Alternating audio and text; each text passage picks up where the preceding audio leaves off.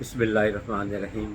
सब देखने और सुनने वालों को मेरी तरफ से बाअदब अस्सलाम वालेकुम।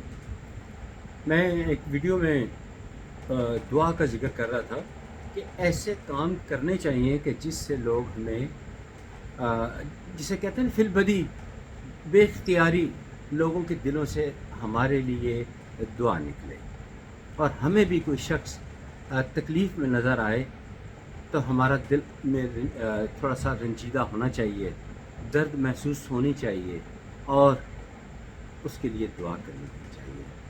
अल्लाह ताला ने तो हमें एक बहुत ही खूबसूरत तोहफ़ा अता किया है, अस्सलामु अलैकुम। जब दो मुसलमान आपस में मिलते हैं, एक मुसलमान दूसरे मुसलमान को कहता है अस्सलामु अलैकुम, और दूसरा मुसलमान जवाब में कहता है वालेकुम अस्सलाम। यानी कि ये दुआओं का तबादला है। जो दो मुसलमान आपस में मिलते ही खैर बरकत का आगाज़ हो जाता है। अफसोस कि इस खूबसूरत दुआ को हमने हाय, हेलो, यस, ऐसे वैसे लोगों का नाम, चीज़ों का नाम दे दिया है। कम से कम मुझे तो अच्छा नहीं लगता। मेरी सब जो इस वक्त मेरी वीडियो सुन रहे हैं, मेरी उनसे गुजारिश है कि खुदारा अस्सलामु अलैकुम और वालेकुम अस्सलाम इसको आम करें। खैर व बरकत होगी, सलामती होगी। पुराने ज़माने में बुज़ुर्ग चलते फिरते उठते बैठते एक फ़िक्रा बोला करते थे, सब दा भला सब दी खैर, यानी सबका भला हो, सबकी खैर हो।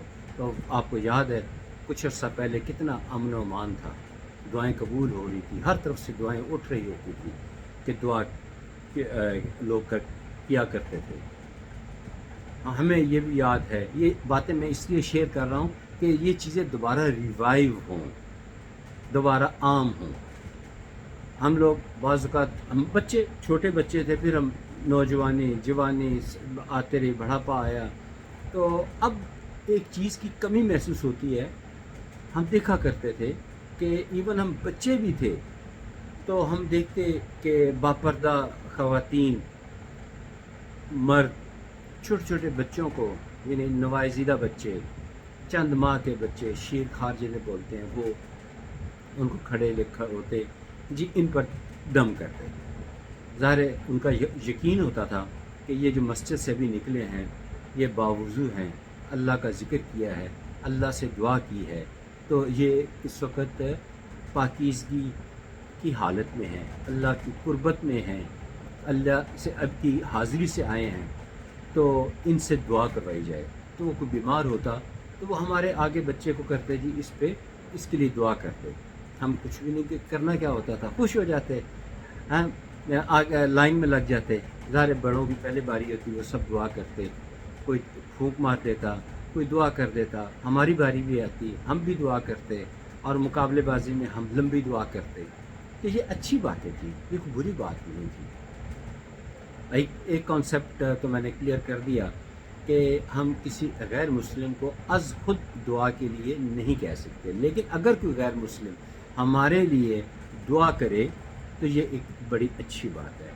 दुआ एक बहुत शानदार फ़ेल है, बहुत उम्दा फ़ेल है, जो अल्लाह ताला को बहुत पसंद है कि मेरा बंदा लौटकर मेरी तरफ ही आया।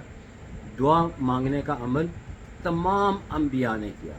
नबियों के सरदार नबी पाक सल्लल्लाहु अलैहि वसल्लम ने फरमाया, आपने खाना काबा में भी किया, मस्जिद नबी में भी किया, तमाम ग़ज़वात में कामयाबी के लिए किया, लोगों की सेहत याबी के, असहाबा इकराम की सेहत याबी के लिए दुआ की, ग़ज़वा बदर में दुआ की, ग़ज़वा ओहद में दुआ की, ग़ज़वा खंदक के मौके पर दुआ की।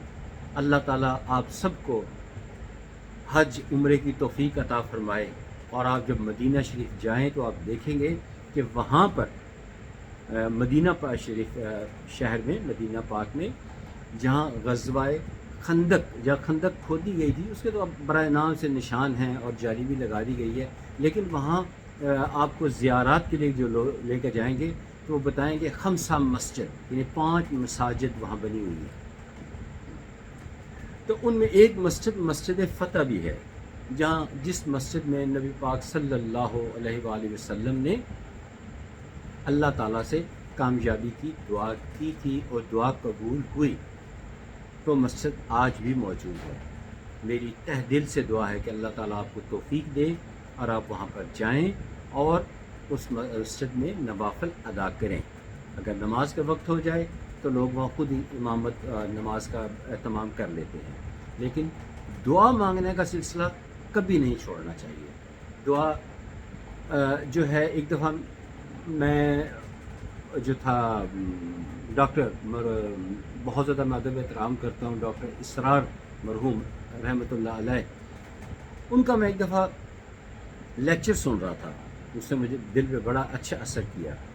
انہوں نے فرمایا کہ دعا کے لیے آپ بے شک سب سے کہیں، اچھی بات ہے، لیکن جو دعا آپ کے دل سے جو نکلے گی وہ کسی اور کے دل سے کیسے نکل سکتی ہے؟ سپوز میرے سر میں درد ہو رہا ہے، میرے پیٹ میں خدا نخواستہ درد ہو رہا ہے، تو جو تکلیف میں محسوس کر رہا ہوں، اس تکلیف کی انتہا کو سمجھتے ہوئے جو دعا میرے دل سے اللہ تعالیٰ کے آگے نکلے گی وہ کوئی اور نہیں کر سکتا۔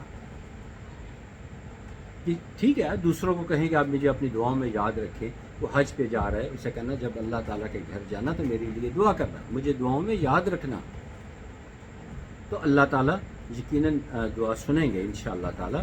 لیکن جو اپنے دل سے نکلے گی دعا، اس کا تو جواب ہی نہیں ہے۔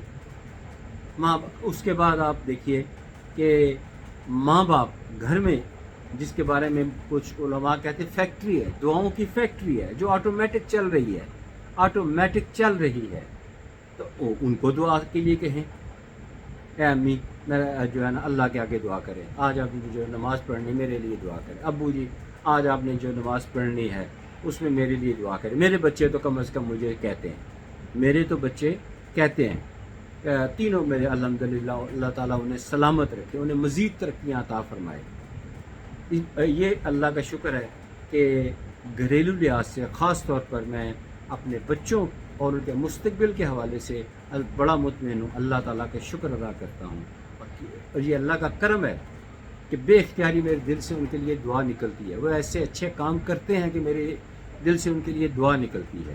تو جو بچے میرے یہ باتیں سن رہے ہیں تو ان کے لیے ضروری ہے، لازم ہے بلکہ، کہ وہ ایسے کام کریں کہ ان کے امی ابو ان کے لیے دعا کریں، اور جو والدین میری بات سن رہے ہیں وہ اپنے بچوں کے لیے دعا، ان کے بہتر مستقبل کے لیے دعا کریں۔ اگر کسی کے بچے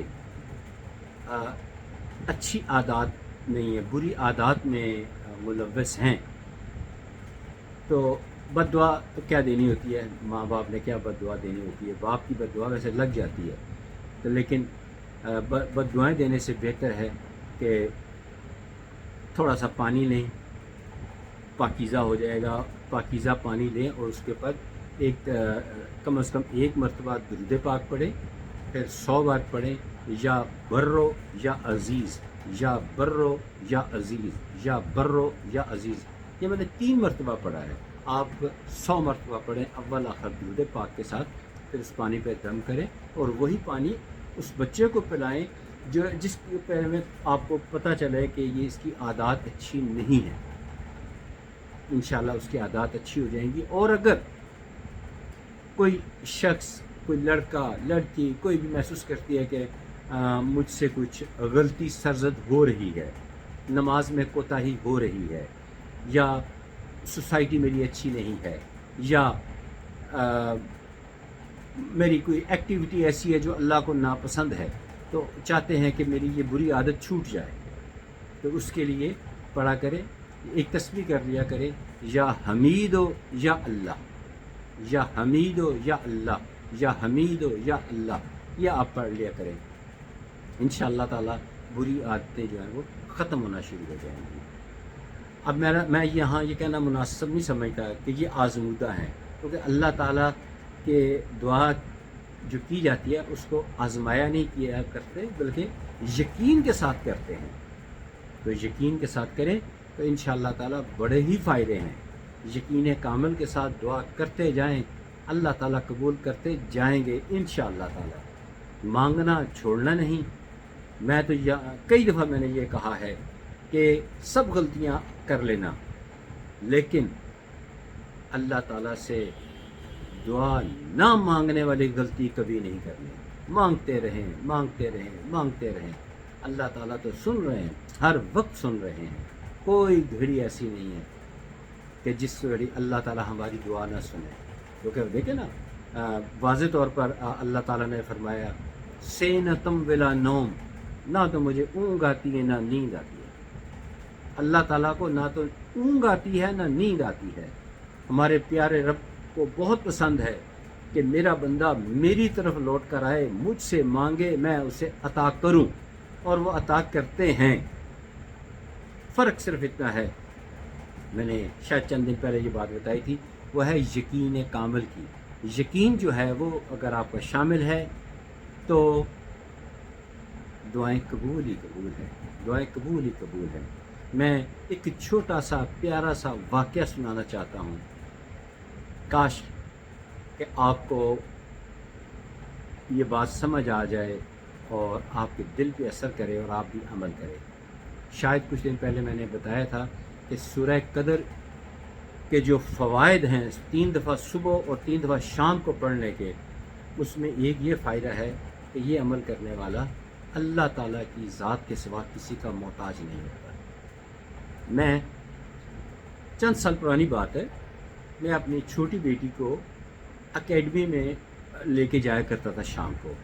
تو ایسے ایک پل لاہور میں ایک بڑا مشہور پل ہے، اسے کیولری گراؤنڈ پل کہتے ہیں۔ اس پل کے نیچے ایک جھونپڑی ٹائپ سمجھ لیں پڑی ہوتی تھی، جو بنی ہوئی، اس میں ایک بزرگوار وہ بیٹھے ہوتے تھے، وہ سیدھا کپڑے، اور لوگوں نے انتہائی غربت والا، اور ظاہر ان کی حالت بھی ایسی تھی، لوگ نا آتے جاتے انہیں کھانا دے دے۔ پاس ہی قریب کچھ لوگ ریڑھی باندھ بھی تھے، کھانا بھی بیچتے تھے، وہ بچا کچا کھانا انہیں دے دیتے تھے، بچی کچی روٹی بھی دے دیتے تھے، کچھ لوگ ویسے آ کے اسپیشل انہیں کھانا دے دیا کرتے تھے۔ تو عجیب سی ان کی زندگی تھی۔ چونکہ ایک دفعہ ایسے حالات بنے کہ میں بیٹی کو ٹیوشن کے لیے جب میں نے ڈراپ کیا تو واپسی کوئی ٹریفک کا ہرڈل تھی، تو میں نے وہیں انتظار کرنے کا فیصلہ کیا، گاڑی پارک کی۔ تو پتہ نہیں کیا خیال آیا، میں ان بزرگوار کے پاس چلا گیا۔ تو میں بڑا حیران ہوا جب میں نے السلام علیکم کہا تو انہوں نے بڑے ہی ڈیسنٹ طریقے سے جواب دیا، وعلیکم السلام ورحمۃ اللہ وبرکاتہ۔ تو میرا بھی حوصلہ بڑھا، میں نے کہا ان سے تو بات چیت ہو سکتی ہے۔ میں نے بات پوچھی، خیر خیریت، حالات واقعات پوچھے، تو بڑا مجھے حیرت انگیز انکشاف ہوا کہ انہوں نے پتہ کیا چلا کہ وہ ایک ریٹائر نہیں، اسکول ٹیچر تھے، اور ان اسکول میں کسی نے کوئی غبن کیا، غبن کو مس اپروپریشن کی۔ تو وہ جب ان تحقیق ہوئی تو کہتے ہیں نا مجھے راہ جاتے جو ہے نا وہ اس میں انوالو کر دیا گیا، اور مجھے بھی نوکری سے نکال دیا گیا۔ جب مجھے نوکری سے نکال دیا گیا تو میرے بیٹے اور بہو یہ تھے، ابھی 2 ہی میرے وقت بیٹے ہیں بلکہ، اور میں نے جلدی میں ان کی شادی کر دی سادگی کے ساتھ۔ اچھا وقت گزر رہا تھا کہ یہ میرے پاس آن پڑی، پھر میں ان پہ بوجھ بن گیا۔ میں نے ان کے تیور دیکھے تو میں گھر سے میں نے ان سے کہا، میں اس دکھاوے کے لیے کہا کہ میں گھر چھوڑ کے جا رہا ہوں، تو انہوں نے کہا جائے۔ کہتا میں پھر یہاں آ کے ڈیرا لگا لیے، تو یہاں میرا وقت زندگی گزر رہے ہیں۔ میں نے انہیں یہ والا سورہ قدر والا کا وظیفہ بتایا، میں نے کہا یہ کرے، اور میں نے انہیں اپنا وزٹنگ کارڈ بھی دیا کہ اگر آپ کو کوئی مالی ضرورت ہو۔ پھر ہاں ایک کام، سوری میں معذرت چاہتا ہوں، ایک چیز میں بھول گیا، میں نے انہیں کہا کہ آپ پڑھے لکھے آدمی ہیں، لیکن دل کرتا ہے کہ آپ جو ہے کپڑے کو خریدیں۔ کہہ رہے تھے کپڑے تو خریدوں گا، سلواؤں گا، ٹائم لگے گا۔ تو قریب ہی ایک دکان ہے جہاں پہ استعمال شدہ شلوار قمیض جو ہیں وہ ملتی ہیں، اگر آپ مجھے وہ لا دیں تو بڑا اچھا ہو جائے گا۔ قریب ہی ایک حمام ہے، وہاں سے میں یہ والا نہا بھی لیتا ہوں، مجھے اچھا لگا، ایسے کاموں میں تو میں خوش ہوتا ہوں۔ میں نے ان کو کہا کہ چلیے یہ تو بڑی اچھی بات ہے، ابھی اسی وقت آغاز کرتے ہیں۔ ٹریفک ابھی تک جیم تھی، ہم گئے وہاں سے شلوار قمیض جو تھی وہ ہم نے یاد نہیں 2 یا 3 وہ لی، وہ اس کے بعد وہ غسل کے لیے گئے اور داڑھی شاڑھی انہوں نے اپنی جو تھی وہ خط کروایا، بہت پیارے لگے۔ پھر وہ آ کے تو انہوں نے کہا کہ اب میں کوئی نیچے بوری وغیرہ کوئی لا کے آتا ہوں۔ میں نے کہا میں انشاءاللہ کوشش کروں گا کل آپ کو دری بھی لا دوں۔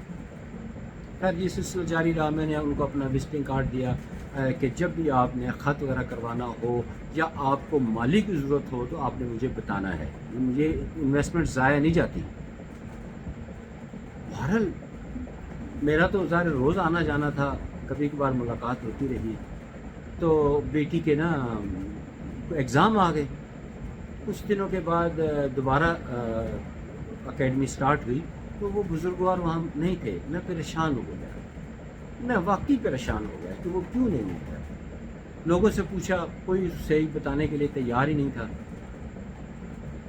بات آئی گئی ہو گئی لیکن میں بھول نہیں پا رہا تھا۔ کوئی 4 یا 5 مہینے کے بعد میرے گھر کال آئی کہ اس طرح ایک بندہ ہے، اس کی موٹر سائیکل پہ اسٹیکر نہیں لگا ہوا تو علاقے میں داخل، ہم ادھر ہماری سوسائٹی میں داخل نہیں ہونے دیتے اس علاقے میں، تو وہ آپ کا یہ نمبر دے رہے، اجازت دیں۔ میں نے جب نام پوچھا انہوں نے نام بتایا، میں نے کہا جی جی بالکل آنے دیں، ان کو آنے دیں۔ میں گیٹ پہ انتظار کر رہا تھا تو پہچانا ہی نہیں، میں نے یقین کرے نہیں پہچانا کہ انہوں نے ماشاءاللہ وضعدار انداز سے جنا کیپ سر پہ پہنی ہوئی، اچھے کپڑے، اچھی پوشاک اور اچھے جوتے انہوں نے پہنے ہوئے، اور ادھر ایک کپڑا سا رکھا ہوا، ریشمی سا کپڑا رکھا ہوا، بہت پیارے لگ رہے تھے۔ تو انہوں نے پھر میں نے ان کو بڑی عزت سے اندر اپنے گھر ڈرائنگ روم میں بٹھایا، پوچھا، ساری بات انہوں نے بتائی کہ جو غبن ہوا تھا اس میں تو انوالو نہیں تھا۔ ایک اچھا آفیسر آیا، اس نے تحقیق کی اور اس نے کہا یار یہ تو بے قصور ہے آدمی، کہتے ہیں میں بھی بے قصور تھا، ایک اور میرے کولیگ وہ بھی بے قصور تھے، اور ہمیں انہوں نے عدالت میں بیان دیا کہ یہ 2 بندے بے قصور ہیں، تو ہم دونوں بحال ہو گئے۔ مجھے پچھلی تنہائی بھی مل گئی ہیں، اور میری چونکہ ریٹائرمنٹ میں صرف 4 یا 5 مہینے باقی رہ گئے ہیں، تو میں نے 4-5 مہینے تک ریٹائرمنٹ ہو جانی ہے۔